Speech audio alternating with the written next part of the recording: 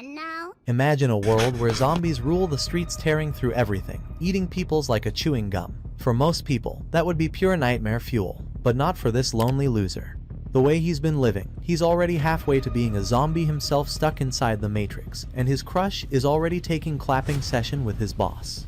Sir, please not here. Oh, don't worry. But one day, he wakes up in zombie apocalypse, and he's free to do whatever he wanted. Then he created a list to do 100 things, like taking clapping session with a hot blonde, becoming the Superman, and meet his parents, before he dies. 3 years back, he landed what he thought was his dream job. At first, it seemed perfect, bright vibes, friendly faces, and to top it off, he even met a hot colleague named Sayori. And he is thinking, Tendo, how to clap her as soon as possible. But for Tendo, it felt like life was finally falling into place. But reality had other plans. Right after the usual welcome party, the cheerful atmosphere vanished. His co-workers suddenly switched into zombie-like work mode, pulling back-to-back all-nighters. He wasn't even allowed to go home for 2 straight days. That was the moment he realized the harsh truth: he is stuck in the Matrix, just like some of you. The next day, he woke up already feeling drained, with zero excitement for work. But since he'd spent years in university preparing for this career, which I called the Matrix guys, he figured he might as well stick with it.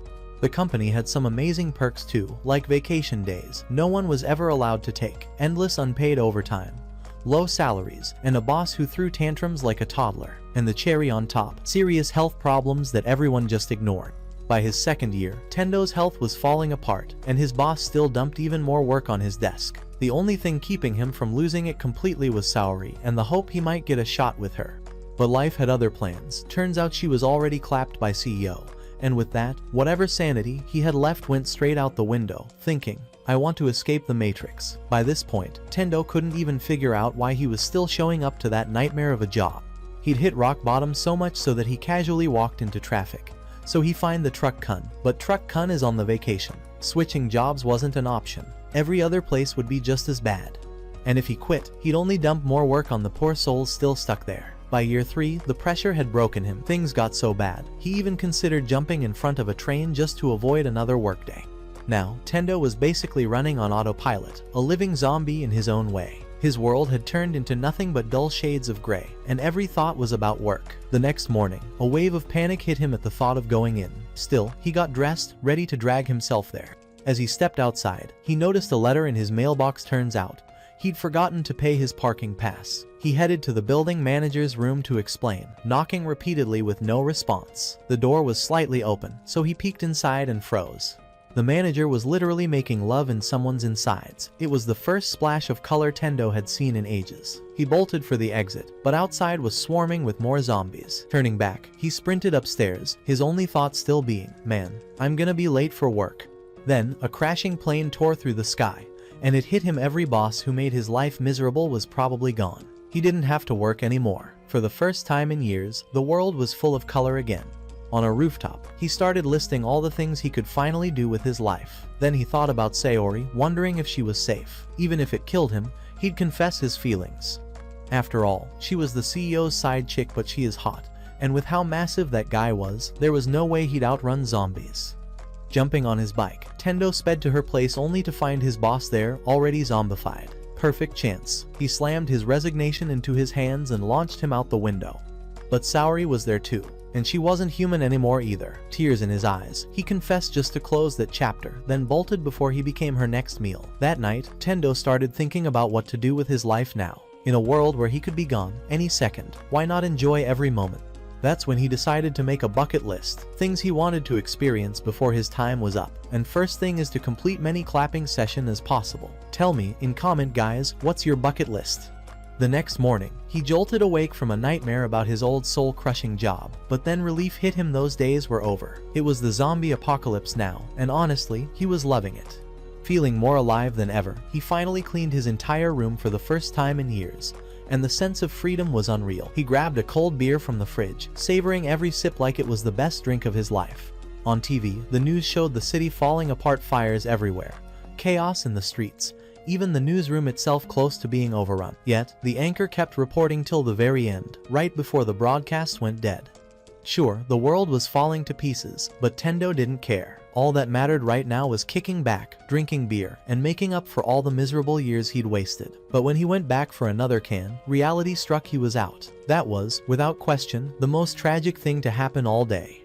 He had planned to be lazy, but beer was non-negotiable. So, no matter how dangerous the trip would be, he was going out. After all, what kind of chill day would it be without a drink in his hand? While Tendo was busy debating his life choices. In another room, a couple was losing their minds over the whole zombie situation. Pretty normal, all things considered. The guy tried to comfort her, saying if they could just hold out one more day, help might arrive. But deep down, no one was coming. Stepping onto the balcony, he prayed for anyone to save them, only to lock eyes with Tendo, who was casually sliding down a drain pipe. Shocked, the man told him to get inside while it was still safe, but Tendo waved it off, saying he just needed to grab a few things. He introduced himself as their next-door neighbor, and the man, still baffled by Tendo's chill attitude mid-apocalypse, said his name was Kosaka. Since Tendo was already heading to the store, he offered to pick up some essentials for them like noodles and toilet paper. Soon, he was speeding down the street on his bike, zombies quickly taking notice. If they trapped him, he was done for. But there was no way he was going without beer, so this trip was worth the risk. Outside the convenience store sat a bike with a camera on it, but Tendo didn't even notice his mind was locked on beer because he is useless just like you. He burst inside, pushing the door open, and started singing his goofy beer song while shopping. Mid-verse, he spotted a girl near the fridge and instantly died inside from embarrassment. Like 40-year-old V-card holder, trying to play it off, he acted normal, but she stayed silent. To break the tension, he kept talking, but she brushed past him. When he tried to ask for her contact, she finally spoke, mocking him for risking his life just for beer, without even grabbing water for the hangover. In her eyes, someone with survival instincts that bad was just a liability. To make it worse, he left the store door half open, letting zombies in. Tendo tried to shield her, but she pulled him back just as a truck crashed through the wall, wiping out the undead purely by luck. Lesson learned: think before acting and always shut the door. He hoped he'd run into her again, but now wasn't the time. His bike was totaled by the truck, leaving him surrounded. Spotting a scooter nearby, he hopped on and sped off an upgrade, but it got him thinking. With the apocalypse starting during rush hour, there had to be even better rides lying around. Sure enough, he soon spotted a hot rod and claimed it as his own. When he finally made it back, he stopped by Kosaka's apartment only to find the place covered in blood. Looked like they wouldn't be joining him anytime soon. Tendo kept reminding himself that any moment could be his last, but if that was true, he wanted to squeeze everything out of life and finally do all the things he missed while stuck at work. After thinking it over, he wrote down every single goal he wanted to hit. The next day, we cut to the hot girl in her high-rise penthouse. She kicked off her morning with a 10 km treadmill run, taking a strict, methodical approach to surviving the zombie outbreak. She was studying the undead's movement patterns, but needed to get closer to gather accurate data and grab supplies. That's why she'd been at the convenience store when she crossed paths with Tendo. She had already been analyzing him, and even the truck that smashed through the shop was something she'd predicted. Later, reviewing her footage of him, she wondered if maybe his free-spirited style wasn't so bad. Elsewhere, another group of survivors was holed up together. A little girl sobbed over losing her father, while the club manager tried to comfort her, telling her she'd done amazingly just hanging on this long. But the moment was cut short when one of his men rushed in to warn that zombies were back. The manager promised the girl he'd return, then headed out with his crew to face the swarm head-on, fighting hard to protect the people left inside. Meanwhile, Tendo was out enjoying life on his new motorcycle, heading into Shinjuku to track down his best friend, Kencho. Earlier that day, he'd been trying to grow a cool beard, but when it didn't come in fast enough, he grabbed a marker to fake one. It looked ridiculous, so he shaved it off. While figuring out what to do next, he noticed his phone suddenly buzzing with messages. That meant the internet was working again. Excited, he fired off texts to all his old friends, people he hadn't spoken to since starting work 3 years ago. But then, it hit him. The only reason the network was up was because traffic was so low, which likely meant most of them were already gone. The thought crushed him. All those nights of skipping out on hanging with friends, just to grind through overtime, what a complete waste. Scrolling through his contacts, he spotted Kencho's name. Tendo knew this guy was a fighter. There was no way he'd just roll over and die. Meanwhile, Kencho was literally ready to give up and let it all end. He'd been trapped in the same room for 3 days with nothing but water, and the hallway outside was so packed with zombies, there was zero chance of escape. To make things worse, he was stuck in there with a zombie girl, and the only reason she hadn't eaten him yet was because of his unusual love for bondage. I bet you if this wouldn't happen, he clapped her rough. Sitting there, Kencho accepted his fate. His life even started flashing before his eyes, and among the memories, he saw moments from his college days with Tendo. Then, out of nowhere, his phone rang. It was Tendo. Shocked to get a call at all, Kencho answered. When Tendo asked where he was, Kencho told him Shinjuku, warning there was no way he could make it through the zombie-filled streets alive. But that didn't stop Tendo. As Tendo headed for Shinjuku, he thought back to their old nights out drinking. Back then, Kencho was doing well, thriving as a real estate contractor, earning great pay, getting praise from his bosses, and even having a love life. He had once told Tendo to quit his soul-crushing job, but Tendo was too deep in the grind to realize he was right. Instead, he'd gotten annoyed and cut the night short. He'd never apologized for that moment, but now, he was determined to make things right. Back with the club manager from earlier, he was on his last legs. As the zombies closed in, he braced himself for the end, but then, the distant blare of a car horn pulled the horde's attention away, giving him an unexpected chance to breathe. The sound also distracted the undead blocking Kencho's room, clearing the way. Finally free, Kencho stepped out just as Tendo came charging in, yelling at the top of his lungs to apologize, shouting about how he regretted ignoring Kencho's advice and getting jealous of him. Unfortunately, all that noise caught the zombies' attention again, forcing them to bolt for the rooftop. They made it up there, but the undead were right behind them. Kencho thought this was his final moment all over again, but Tendo refused to accept it. His plan, jump across the rooftops. Kencho hesitated, convinced he couldn't do it. Tendo leapt first, landing safely. Now it was Kencho's turn. Before jumping, he apologized for making Tendo feel jealous back then, admitting that his perfect job was actually miserable. He'd been forcing people into terrible contracts and only bragged to make himself feel better. What he really wanted was to be a stand-up comedian. Tendo told him it wasn't too late to start. Fired up, Kencho took off running, and for some reason, stripped mid-jump. He didn't make the full distance and ended up dangling from the ledge, but Tendo grabbed him just in time. Sadly, in the process, Kencho managed to crack his nuts. That night, the two of them partied on the rooftop, drinking completely naked because apparently, that's just what the homies do now. Tendo was playing a zombie video game, but after dying in-game, he rolled back into the hammock he was lounging in. Meanwhile, Kencho had been cooking, and the food he served up was hands down the best thing Tendo had ever tasted. Still impressed, Tendo joked that Kencho was probably good at everything, which explained why women seemed to flock to him. Kencho shrugged it off, saying this level of cooking was basic and maybe Tendo's lack of skill in the kitchen was why his love life was so dead. Fired up, Tendo swore he'd land a date today, though his options in a zombie apocalypse weren't exactly promising. Later, Kencho looked over Tendo's bucket list and couldn't help but laugh.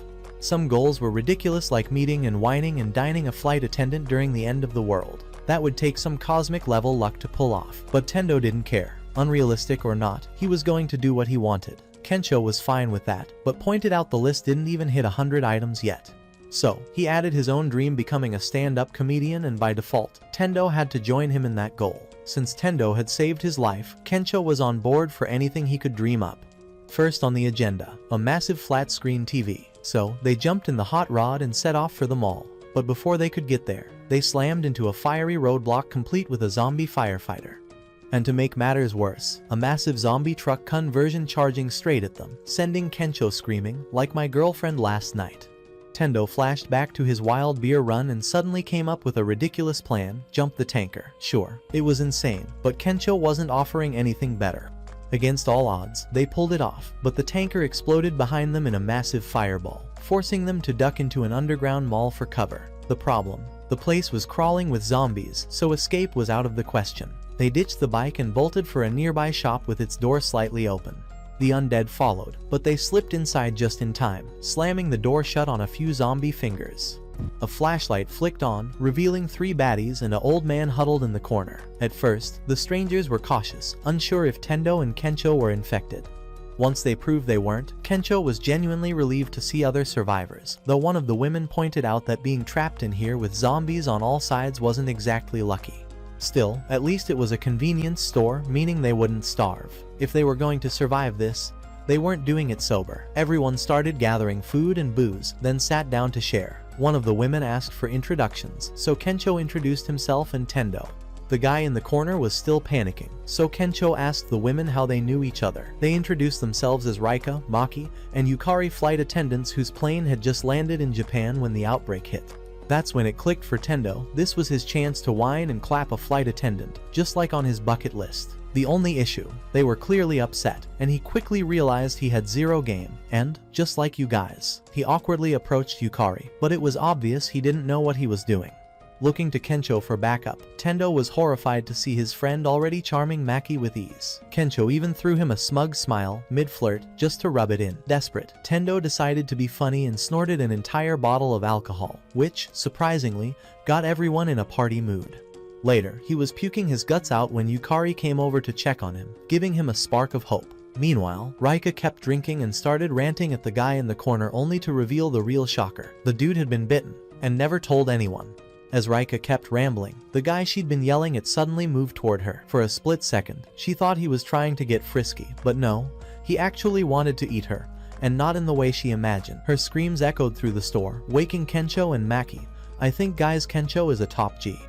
Maki, still dazed after her fun, barely reacted to the noise, and say I want that ice cream again. Meanwhile, Tendo was still in the bathroom with Yukari. She gently let him down, explaining she already had a boyfriend.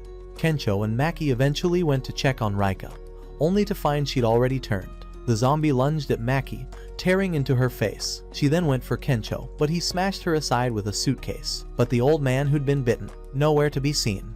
Tendo and Yukari were chatting about their jobs, with Yukari sharing how an old man once made her question every decision that led her to becoming a flight attendant. Just as they started genuinely bonding, that same old man stumbled down the stairs and bit her. Before Tendo could think, he knocked the man down the steps. He didn't want to abandon Yukari, but she was going to turn and the old man was still moving. With tears in his eyes, he ran, meeting Kensho, who had a surprise. Somehow, he'd managed to grab the flat-screen TV they came for.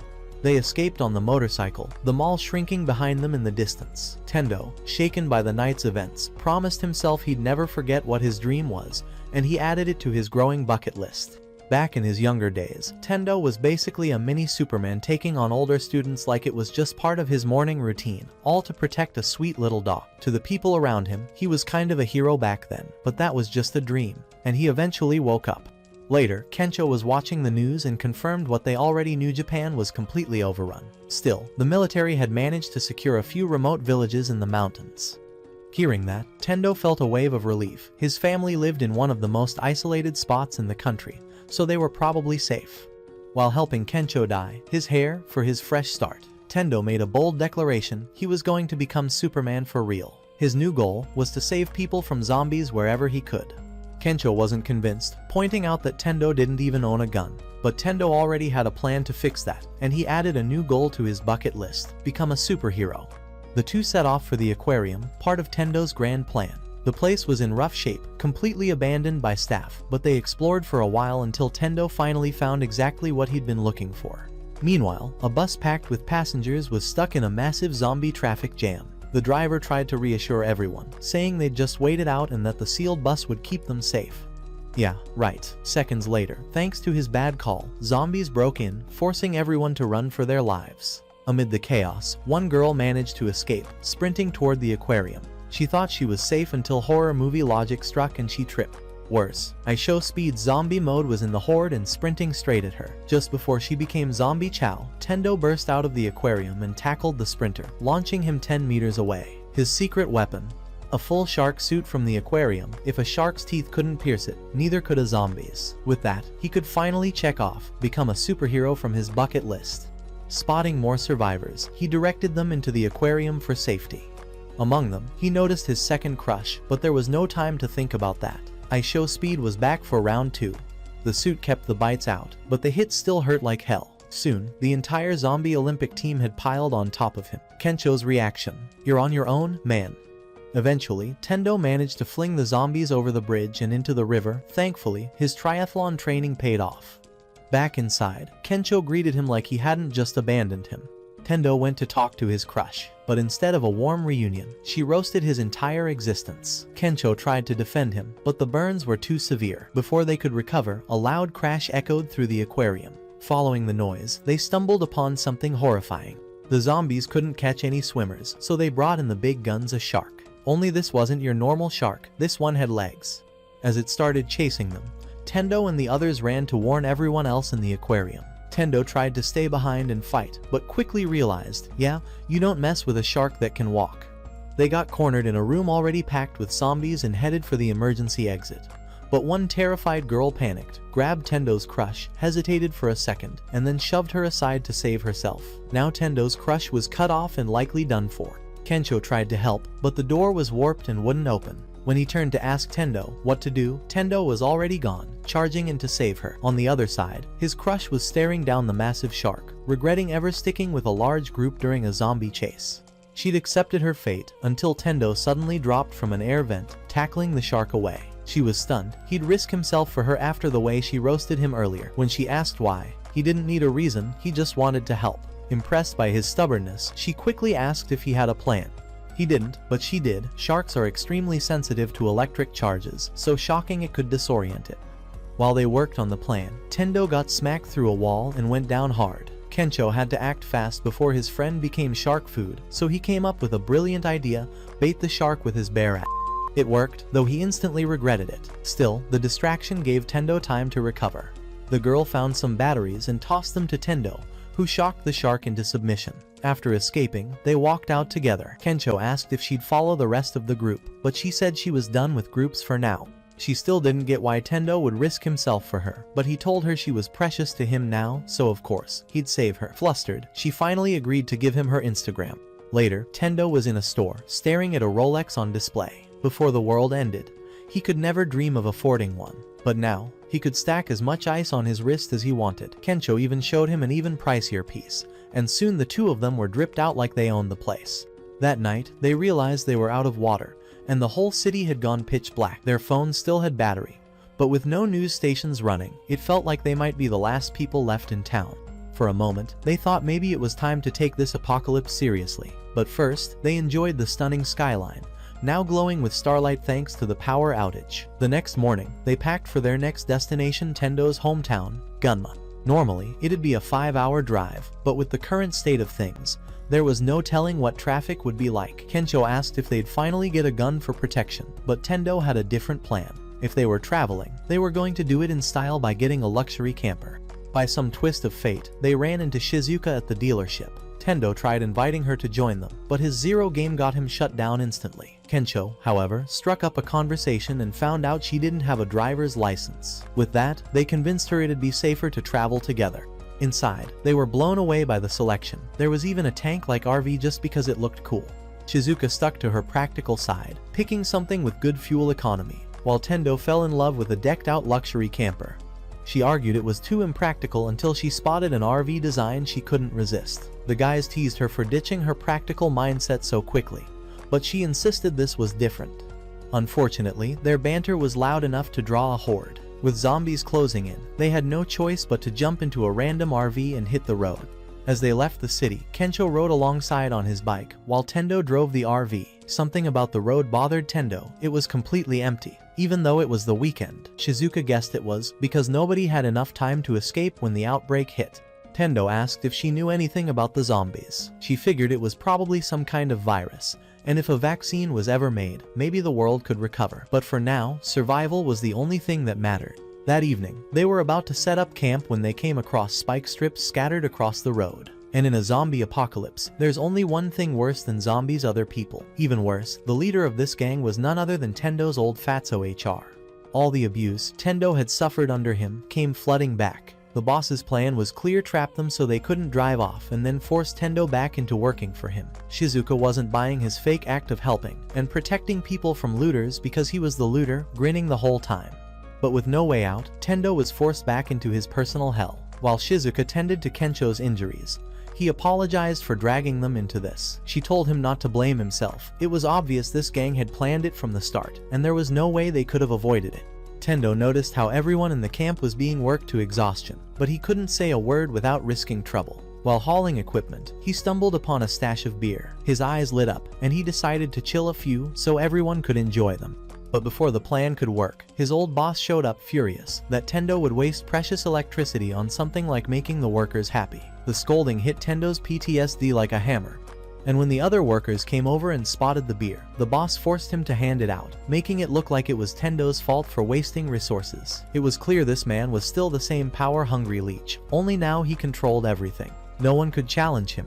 He'd even started using zombies as labor, telling Tendo to act more like them, mindless, obedient, and incapable of thinking for himself. This is what happens when there's no union to fight back. That night, Kencho asked Shizuka if she'd noticed Tendo acting differently. She already had. From his behavior, she'd pieced together what his old work life must have been like. She understood because she'd been controlled and exploited before too. She thought back to when she was just a little girl, walking home from school in the rain. She'd found a sickly puppy shivering in a box and decided to take it home. But when she asked her father if she could keep it, he told her to eat it. To him, caring for something weak was pointless. He told her to rise above others and never waste time on childish attachments, basically teaching her to be ruthless, even if it meant throwing away anyone who couldn't keep up. Back in the present, Tendo's scumbag boss was all smiles, putting on a fake friendly act as he welcomed his new workers.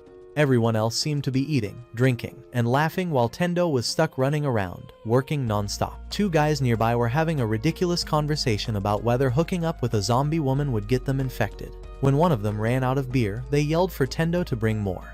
Completely worn out, he stumbled, tripped over his own feet, and dropped the drinks. Even in the apocalypse, some things never change. People still treated the servers like trash. Tendo kept apologizing as they barked at him to hurry up. Meanwhile, his old boss was throwing a tantrum because an elderly woman had poured his drink. He demanded that only women with the plot curves serve him. His eyes landed on Shizuka, and he ordered her over. Reluctantly, she poured his drink while he shamelessly stared at her chest. After handing him the glass, he pressured her into having one with him, even though she clearly didn't want to. And the way he licked his lips made it obvious he was thinking about something way worse than just sharing a drink. After finishing her drink, the boss leaned in and told Shizuka to let him grope her. She completely ignored him, so he shouted for Tendo to bring him another bottle, his plan being to get her drunk enough that she might see him as less ugly. Sadly for him, no amount of alcohol could fix that face. When Tendo didn't react instantly, the boss barked even louder, snapping him out of his daze. Overheated, running on no sleep, and constantly yelled at. Tendo grabbed a bottle without realizing it was empty and handed it over. That was all it took for the boss to lose it, spitting out a furious rant that could have filled a small bucket. While his voice echoed through the room, Shizuka sat quietly, lost in thought. She remembered how her father had started molding her from birth to become a CEO, teaching her to use people and stripping away anything resembling a heart. She'd tried to keep hers alive, hiding it away, and symbolically nursing it in the form of a sick puppy she'd found.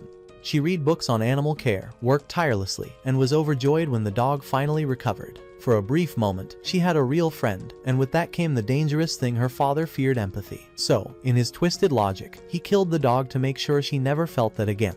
From then on, her heart shut down. She followed every order without question, because it was his house and his rules. Over time, she was conditioned to let someone else make all her choices. And now, she saw the same thing happening to Tendo, his old boss chipping away at whatever confidence he had left until there'd be nothing inside him at all. When Tendo accidentally dropped a stack of canned food, Gonzu pounced on the mistake, calling him stupid and useless, and demanding he work extra hours to make up for it. Tendo tried to speak up, but Gonzu immediately tore into him again, breaking down whatever fight Tendo had left. Once he saw Tendo's spirit crushed, Gonzu moved to the last step of his manipulation: gaslighting. Switching to a fake, fatherly tone, he claimed he was only being hard on Tendo for his own good. Then he laid out his choice: stay in the compound, where it was safe under Gonzu's control, or go out into the dangerous world alone, never knowing when the next zombie attack would come. Personally, anyone with sense would take their chances with the apocalypse before working for this human dumpster fire. But Tendo, worn down and drained by Gonzu's voice, couldn't think clearly anymore, and he took the bait. By nightfall, Tendo was still outside, moving like an actual zombie as he worked. Meanwhile, Shizuka was resting in the camper when she spotted Tendo's bucket list. Reading through his dreams brought a small smile to her face, enough for her to grab a pen and add one more goal of her own. The next day, a few guys were out on a supply run. During a break, one complained that Gonzu called himself the leader but never actually lifted a finger. The other shrugged, saying at least they didn't get treated like Tendo. He told his shorter buddy to shut the truck door before a zombie climbed in, but too late, one was already inside. Back at the compound, Shizuka and Kencho were packed and ready to leave, just as they'd planned. But then, Tendo walked out and dropped a bomb. He was staying to work for Gonzu. Kencho thought it had to be a joke, but Tendo was serious. He'd been brainwashed into thinking he was a useless idiot who wouldn't survive a minute outside. Shizuka turned to leave without him, but as Tendo rambled about repaying Gonzu's kindness and obeying his every order, she stopped. His words reminded her of herself when she was under her father's control. She turned back to give Tendo the reality check he desperately needed. She told him Gonzu didn't care about him, he just wanted to strip away his willpower and turn him into a mindless drone. Then she tore into Gonzu with a roast so brutal it could have ended him on the spot, calling him a bitter, selfish parasite with a face even his mother wouldn't love. Someone who dragged others down just to feel better about himself. Everyone stared in shock at how badly she was verbally destroying him. She admitted she couldn't say for sure whether leaving or staying was the right choice in this world, but she knew she wanted nothing to do with Gonzu or his stench. She handed Tendo back his bucket list and pointed to the goal she'd added. Seeing that she was getting through to him, Gonzu tried to snatch the notebook and tossed it to the ground. That was the breaking point. This anime was literally named after that book, and Tendo wasn't about to let anyone disrespect it. He darted forward, blocking Gonzu's foot before it could crush the notebook, and stood up with a new fire in his eyes. Instead of exploding in rage, he kept it simple. What the hell was I thinking? Gonzu, thanks, but this ain't it. I never want to see your ugly face again. Gonzu was stunned by the sudden confidence. He tried one last time to guilt trip him, saying Tendo still owed him, but Tendo shut him down with, I missed the part where that's my problem. Even if I become a zombie, it's still better than working like one for you. Right then, the supply team rolled back in, bragging about their haul. But before they could celebrate, one of them was torn apart by a zombie that had snuck in. Hitting the road once again, Tendo grinned. He'd now crossed more than 30 items off his bucket list. At the rate Tendo was going, he might hit all 100 bucket list goals before the month was over. But Shizuka couldn't help worrying. Rushing through them like this could easily get him killed. As they drove on, they spotted a truck surrounded by a pile of zombies. That could only mean one thing: someone inside was attracting the horde. Their first road survivor. Excited to play hero again, Tendo quickly threw on his shark suit and struck a dramatic pose, ready for another superhero arc. But before he could make a move, the truck's door flew open and someone else stole the spotlight. A full-on, historically accurate samurai. This warrior leapt nearly 20 feet into the air and took down the zombies in a flurry, even landing a triple kill with nothing but a regular bow. Tendo could only stare in awe. When the samurai removed their mask, the surprise doubled. It was a Russian blonde named Beatrix. She thanked them for their help, and just like that, Shizuka lost her spot as best girl in Tendo's eyes, and now he has fallen in love with her. Beatrix explained she'd come to Japan out of pure love for the culture, everything from legendary battles to, tentacle hentai. Hence the samurai armor. Tendo checked the back of the truck and found it was actually a refrigerated hauler stuffed with tuna. Beatrix then made her request. She needed a working vehicle to deliver the fish to Takasaka, claiming it was an important mission. Shizuka, sensing she might be delivering food to survivors, was willing to consider it. Tendo crouched in front of Beatrix and asked why she cared so much about this delivery. She admitted her fascination with Japan started the same way many kids discover it, through anime, and ever since then, she'd worked hard, saved up, and finally made it here to experience it all for herself. But just as Beatrix had landed in Japan, ready to live out her dream, the world hit her with a massive shut-up. The zombie apocalypse began. Still, she refused to let her goal die. She managed to find the last skilled sushi chef, who didn't work out of a gas station, and he agreed to make her sushi if she could bring him fresh fish. That's all Tendo needed to hear: sushi. He was instantly on board. The rest of the group figured, why not? So they set out for the city to meet the chef. Beatrix led the way, though she admitted she hadn't spoken to him in over 3 days, meaning there was no guarantee he was still alive. Still, her faith in the sushi kept her moving. When they reached a turn, the street ahead was packed with zombies. That wasn't going to stop them. Beatrix and Tendo suited up, full of determination. But did they have an actual plan? Not at all. Luckily, Shizuka had one, and it involved the most tempting bait in zombie history: Kencho's butt. The zombies took the bait, forcing Kencho to sprint like his life depended on it while Beatrix and Tendo circled around. Once the horde was in position, Tendo blocked them in with a truck, giving Beatrix room to slice through them one by one. Unfortunately, the noise drew even more zombies. Time for phase 2. They started chucking bottles of alcohol at the undead, planning to set them ablaze. But the matches didn't work, and the barricade was breaking. Worse, the zombies were closing in on their RV. If it got surrounded, they'd lose both their ride and the precious fish.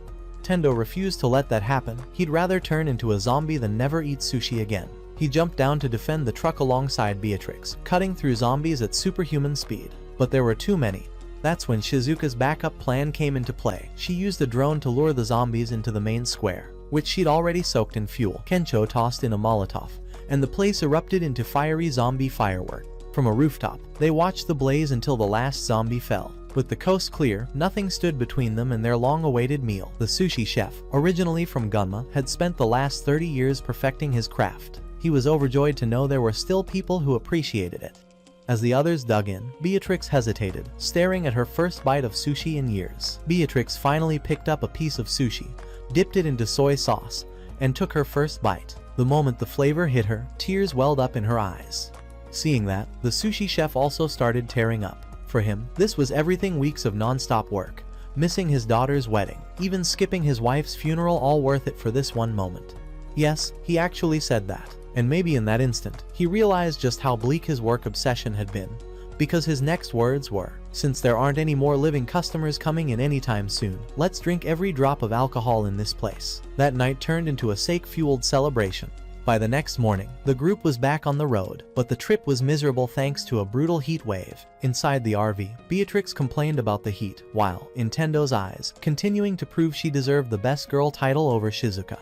They hadn't had a proper shower in days, and the smell was starting to get to everyone, which could only mean one thing: time for go to the beach. Everyone changed into bathrobes, and once again Beatrix had Shizuka beat in terms of presence. Her sheer excitement for Japanese culture radiated off her.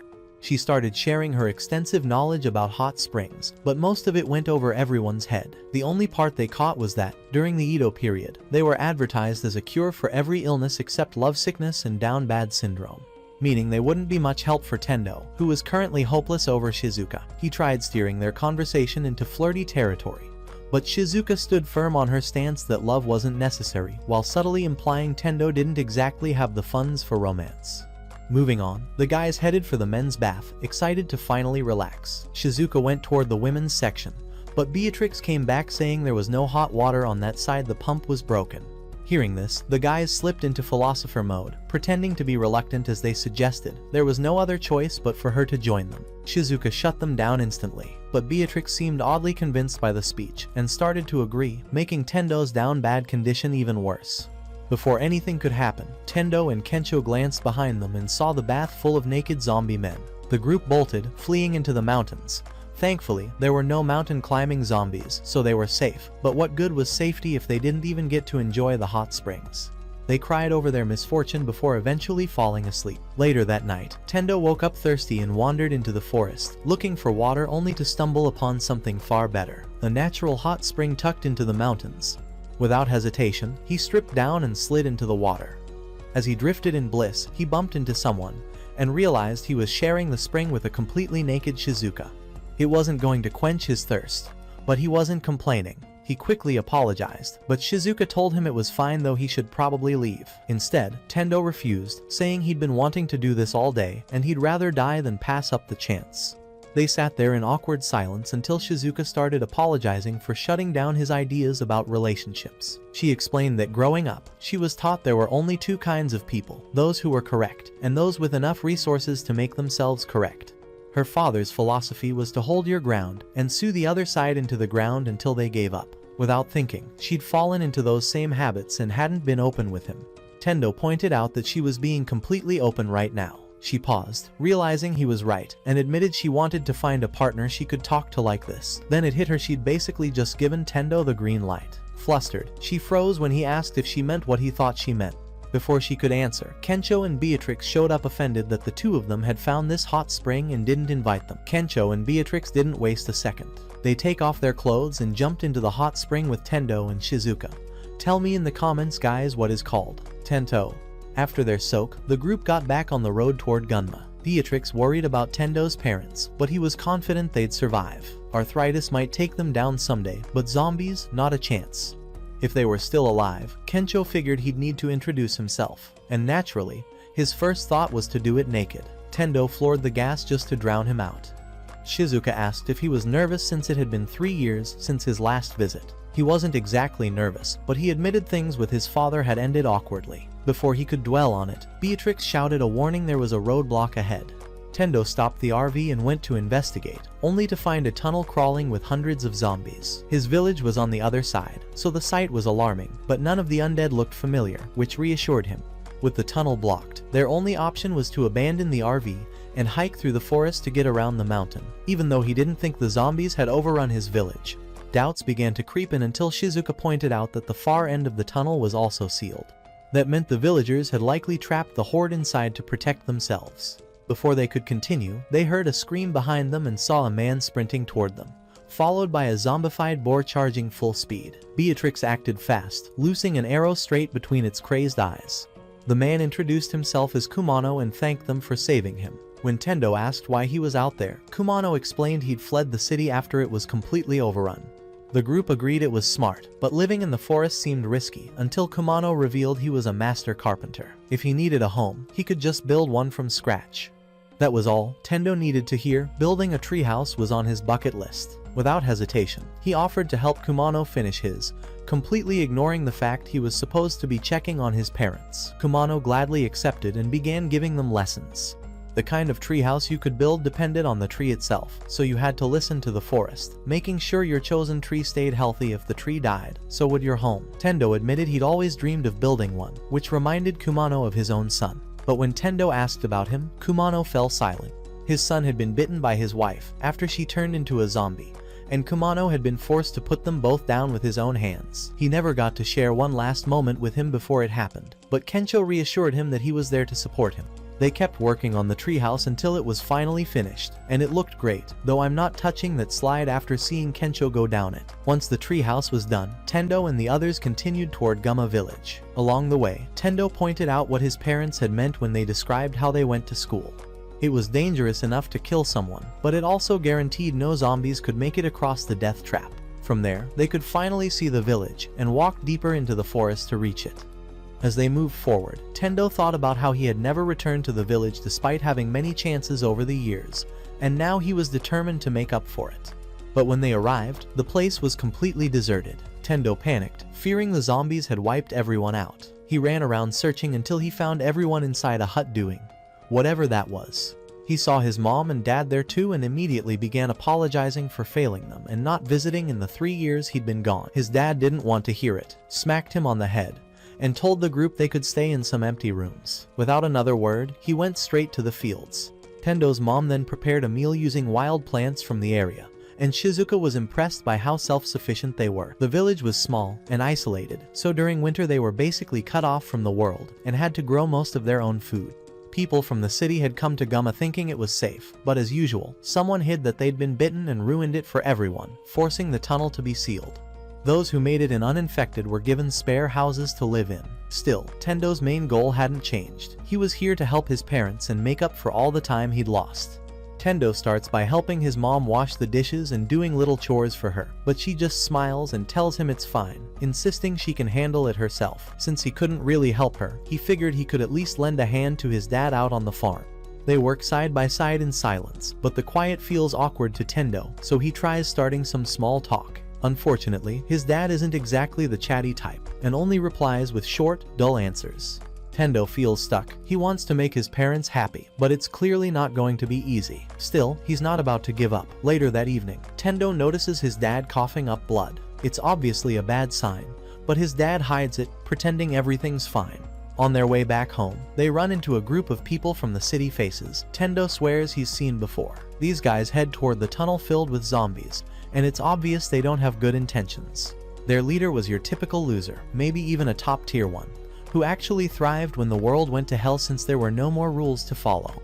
The first thing this chain smoker did after the collapse, rob a cigarette shop. There, he found a bunch of other misfits, who looked like they'd been in a lifelong feud with their barbers.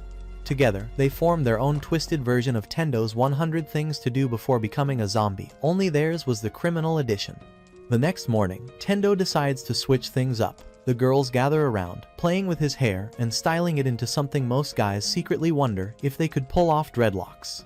Later, everyone sits down for a tea break, and Tendo learns that the girl who styled his dreadlocks is actually a pro. She's been working in a hair salon for over a decade.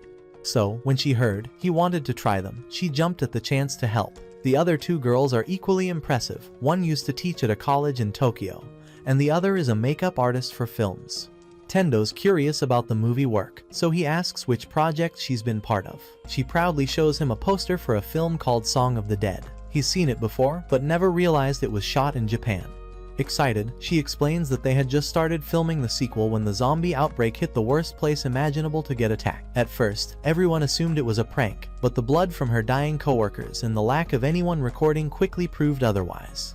After a chaotic journey, the people of this village welcome them warmly, and even though it's wishful thinking, she hopes she can keep living here. Meanwhile, in another hut, Shizuka is blowing into a tube to keep the fire going when an elderly woman stops by to thank her. She knows this work must be tough since Shizuka isn't used to it, but Shizuka doesn't mind. She wants to learn the old survival skills people used before electricity. The granny doesn't catch all her words, but insists that rice cooked over a traditional hearth fire always tastes best. Shizuka returns to tending the flame, but suddenly, she feels an old man's hands on her, sending chills up her spine.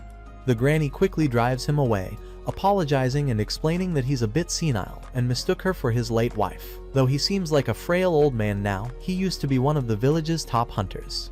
Just then, a man walks in asking the granny if she has any rope to spare. He cut his hand badly while working with a sickle. She goes to help, but Shizuka warns against tying it too tightly to avoid cutting off circulation. She offers tips that could help stop the bleeding, making people assume she's a doctor. She denies it, saying she only studied medicine as a child because she dreamed of becoming one. But that hasn't stopped the villagers from treating her as their go-to doctor. Out in the fields, Kencho is helping with work when he's shown the cesspit, the place where all the village's waste is stored and turned into fertilizer. Since Japan's heavy rains wash away nutrients from the soil, this method is a lifesaver. Someone jokes that diving into the cesspit will make you successful, but Kencho isn't about to test it. Nearby, he notices a girl sitting alone with her dog and asks about her. He's told she escaped from the city but lost her parents, leaving her dog as her only family. Since arriving, she hasn't smiled once. Kencho decides to change that, keeping his humor clean for her age. He approaches and offers to juggle, but she's puzzled by his sudden approach. He explains that it's polite to greet a lady, whether she's young or old, at least in Italy. She points out he's not Italian, but it makes her giggle. Mission accomplished. Kencho introduces himself and learns her name is Anu. He decides to call her Angie as a nickname. Now that Kencho and Angie are friends, he offers to show her his special performance eating a bowl of udon with his but she politely decides to skip that one. Elsewhere in the village, Beatrix is being shown the water wheel that powers the community. It doesn't generate a ton of electricity, just enough to handle the basics. Lately, zombie bears and boars have been wandering close, so the villagers reinforce the electric fence powered by the wheel. It gives a mild shock to keep the animals out. But there's one thing: Beatrix needs to watch a control box that shuts off the power if there's a leak or the voltage spikes too high. She's warned to be careful, as messing with it could be dangerous. Back with Tendo, the girls chat about how they're starting to like village life. Things take more time here and are harder to do, but that's exactly what makes you connect with the people around you. Later that evening, while Tendo is working in the fields, Kencho comes over to greet him. He's just finished learning how to slaughter a chicken, an experience so traumatic he might never touch chicken tenders again. As they laugh and talk, Kencho spots a familiar face walking by and calls out to Higurashi. It's been ages since he's seen him, but Higurashi clearly isn't happy to run into them and turns to leave. Tendo doesn't recognize him, so Kencho explains they were in the same general studies class in college, though Higurashi mysteriously stopped showing up. Higurashi can't believe fate stuck him with these two again, the guys who always had what he didn't: happiness. Seeing their overly cheerful faces is annoying, but it's perfect for whatever shady plan he's cooking up. That night, Tendo finds his dad outside, having a drink, and asks to join him. His dad agrees, and they sit together under the stars. Tendo admits that even though he once idolized city life, he's starting to think the village isn't so bad, and they could always use extra help here. What he's really trying to say is that he'd like to stay forever. But his dad doesn't want him limiting himself to one small place. A man, he says, should chase the biggest dream he can find with everything he's got.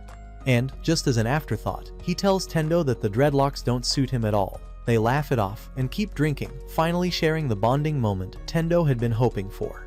Since Higurashi is the one driving the bulldozer and zombies are closing in fast, the group decides to split up to rescue as many people as they can before escaping the village. While Higurashi keeps tearing through everything in sight, Tendo's dad and the women he was talking with earlier barricade themselves inside a house for safety. But it's clear his illness is catching up to him. He collapses, insisting he's fine. Meanwhile, Tendo is fighting his way toward them, swinging a long stick to knock down any zombies in his path. Elsewhere, Angie is frantically searching for her dog, Charo, and finds him, well, getting a little too friendly with a chicken. Relieved to have him back, she's suddenly grabbed from behind by Kencho, who quickly covers her mouth so she doesn't alert a nearby zombie. Once it's gone, he warns her how dangerous it is to wander off alone in a situation like this. Angie explains she had to find Charo now that her parents are gone. He's the only family she has left. Kensho understands but insists it's not safe here. He spots a ladder and helps them climb onto a rooftop, knowing zombies can't make it up that high. Unfortunately, one member of the Reject squad definitely can. He climbs up after them, planning to shove Kensho and Angie off so the horde can tear them apart.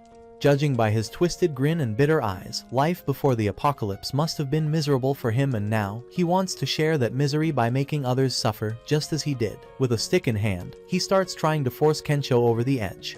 Meanwhile, Beatrix is racing to shut down the water wheel, so the electric fence will cut off, but her mission gets ruined when Reject number 2 slams a tractor into the horse she's riding. Challenging a German warrior who can slice zombies in half with one swing is already a dumb idea, but this Reject came armed with a chainsaw. In one swipe, she splits Beatrix's weapon in two, showing off skills from her glory days as a 2-time national fencing champ back in middle school, which, sadly, was also the peak of her life. Beatrix draws her sword, ready for a fight to the death.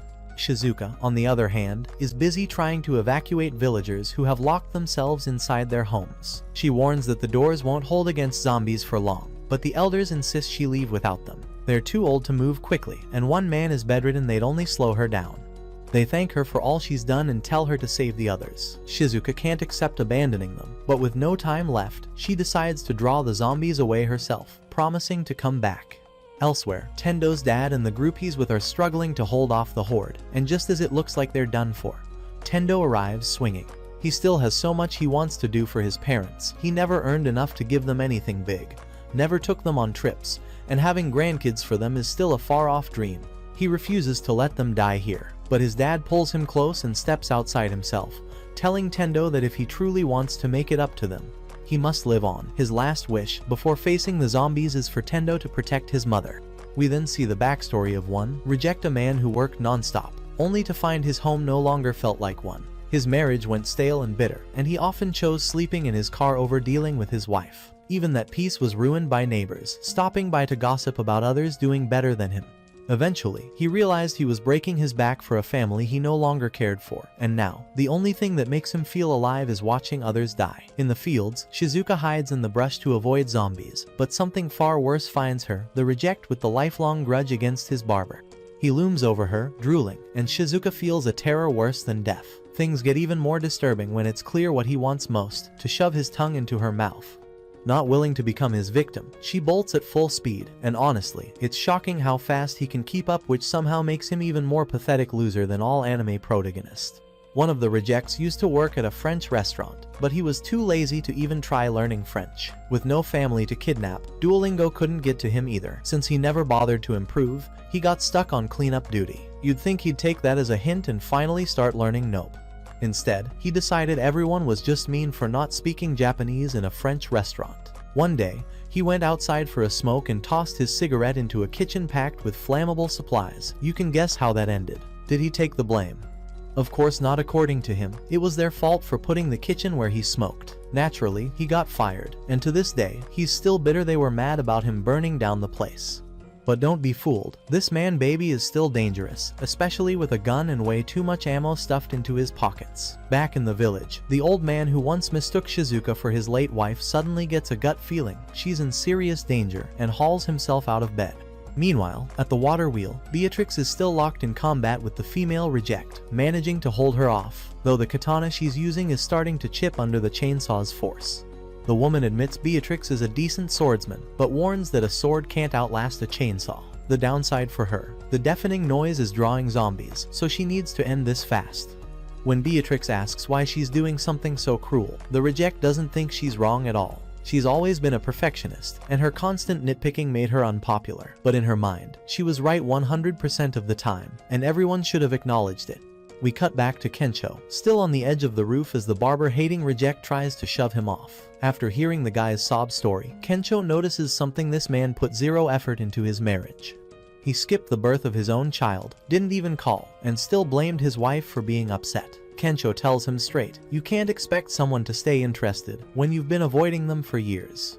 The Reject wanted an echo chamber, not real feedback, so he pushes harder, trying to silence Kensho. But Kensho spots the cesspit below and flips the script, dragging the Reject off the roof with him. Once on the ground, Kencho realizes zombies are closing in.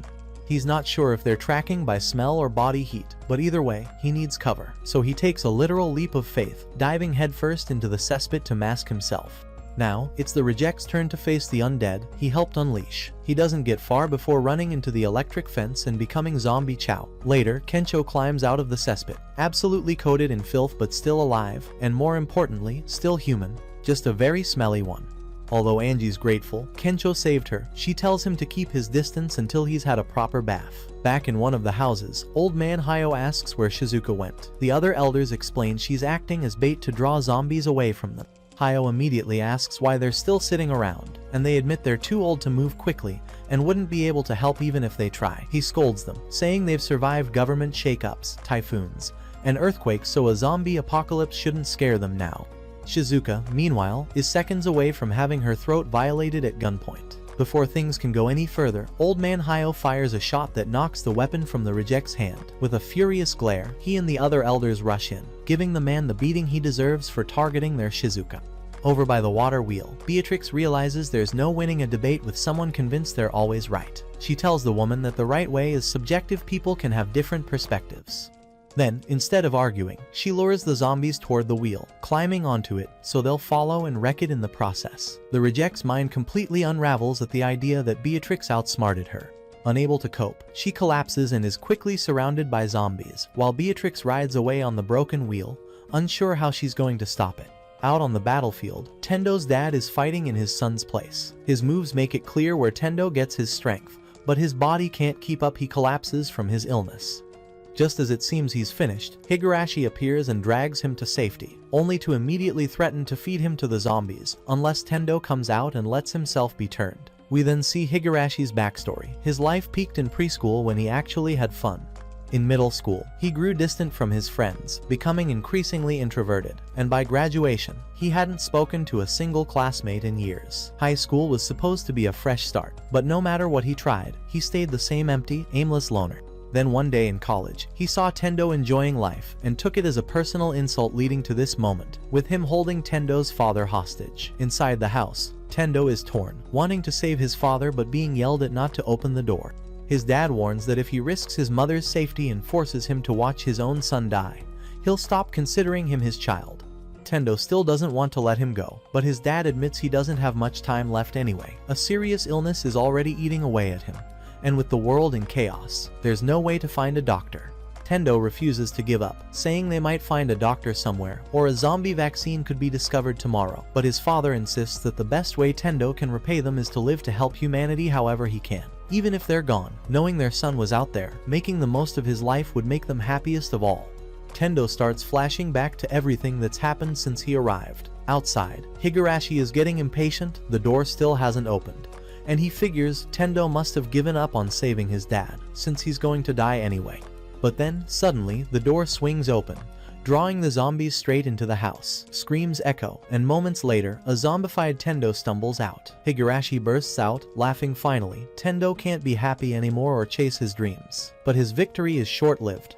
In a sudden twist, Tendo reveals he's not a zombie at all, yanking Higurashi off the bulldozer and slamming him to the ground. Confused, Higurashi demands to know how he's still thinking clearly. The truth: Tendo had come up with a plan earlier with the help of the village's zombie makeup artist. He faked the infection. The bite scene was staged by letting zombies into the house, only for the girls to ambush them from behind before they could actually harm him. From there, it was all about his acting skills, and Higurashi fell for it completely. While Tendo and the others check on his dad, Higurashi breaks down, unable to believe his scheme failed. Tendo asks what his endgame was. Higurashi yells back, he just wanted to do whatever he wanted, to finally have fun. But Tendo points out that even when Higurashi thought he'd won, he didn't look like he was enjoying himself at all. Higurashi insists he was, but then his mind drifts back to the last time he truly had fun as a child. Lost in the memory, he doesn't notice a zombie creeping up until it's too late. The bite sinks in, and panic takes over. The group wants to leave before more zombies arrive, but Tendo stays behind and asks him what was really on his bucket list. Another flashback plays a younger Higurashi hanging out by a pool, laughing with friends. All he ever wanted was to just have fun like that again. Tendo tells him if that's all he wanted, he could have just asked. We see the moment in college when Tendo first stole Higarashi's happiness, only this time, we see that Tendo had actually invited him to join. Instead of accepting, Higurashi ran away. If he'd spoken up, they could have been friends and made it happen. Now, Tendo promises that if he ever does turn into a zombie, he'll come back and hang out with him at a pool. Higurashi cries into his shoulder, regretting everything. But with the infection spreading quickly, he shoves Tendo away and runs off before he loses control and attacks them. Tendo and the others set out to execute their plan, escape the village and shut down the electric fence. But with no clear way over it, they're stuck. Kensho and Angie catch up to them, though Tendo can barely recognize Kensho now that he's basically a walking biohazard. Soon, Shizuka arrives with the rest of the villagers, but with everyone gathered in one place, the zombies are closing in fast, surrounding them with no exit in sight. Then they spot Beatrix still rolling on the broken water wheel, unable to get down. Thinking quickly, she decides to crash straight through the fence.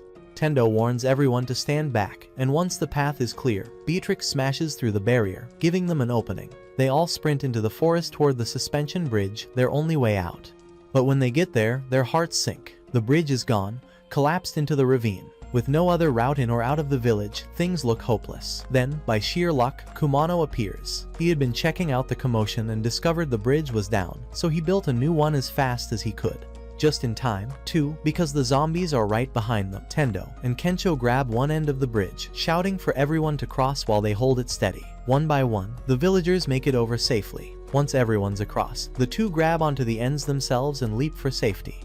It goes quiet, so Beatrix and Shizuka rush over to check if they made it. They're fine, their faces. Not so much as Kensho and Tendo climb up the ladder. Kensho shakes his head at how ridiculous Higurashi's actions were if all he wanted was friends. But Tendo isn't so sure it was that simple. Back when Tendo was stuck in the grind as a corporate drone, he'd lost sight of who he was and what truly mattered. He knows how easily he could have fallen into the same pit of despair as Higurashi. That's why, despite everything Higurashi did, Tendo can't bring himself to hate him.